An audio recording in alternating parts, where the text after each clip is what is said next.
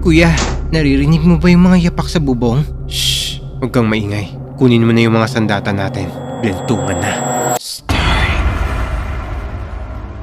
Time. Ako si Bejan. Nakatira ako sa Iligan City, Lanao del Norte. May kwento ako nung bata pa lang ako. Mga 11 years old.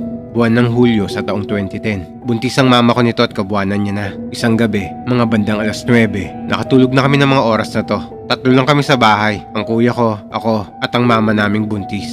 Wala pa si Papa ng gabing to dahil nag-overtime sa trabaho. Pero sa hindi malamang dahilan, biglang sumakit ang tiyan ng mama namin. Ma, okay ka lang? Kuya, gising!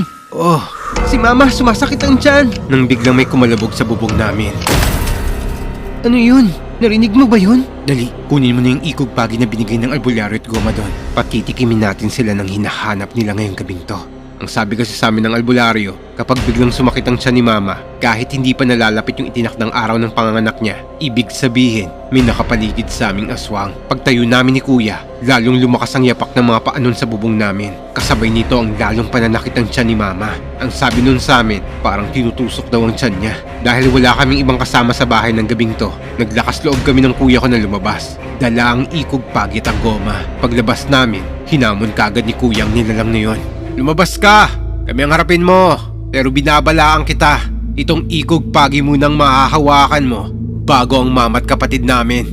Kuya, sa may ilalim! Pagtingin namin sa ilalim ng bahay namin, tumambad sa amin ang napakalaking baboy ramon na malaki ang pangil. Dito na ako nagsindi ng goma pangontra sa aswang. Tapos si Kuya, hinabol niya yung aswang na yon habang winawasiwas ang ikog pagi. Tapos tinamaan niya sa likod yon. Umungol ng napakalakas ang nilalang na yon at dali-daling tumakbo sa damuhan. Agad kong sinundan si Kuya habang daladala ko yung goma na nasusunog.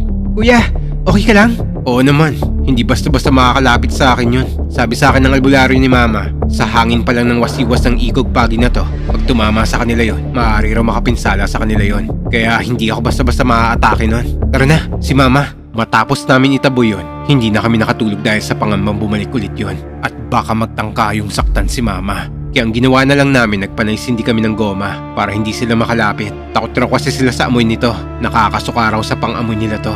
Hindi na naman nananggulo sa amin yun simula nang malaman niyang meron kaming mga pangontra sa kanya, ang goma at ang ikog pagi.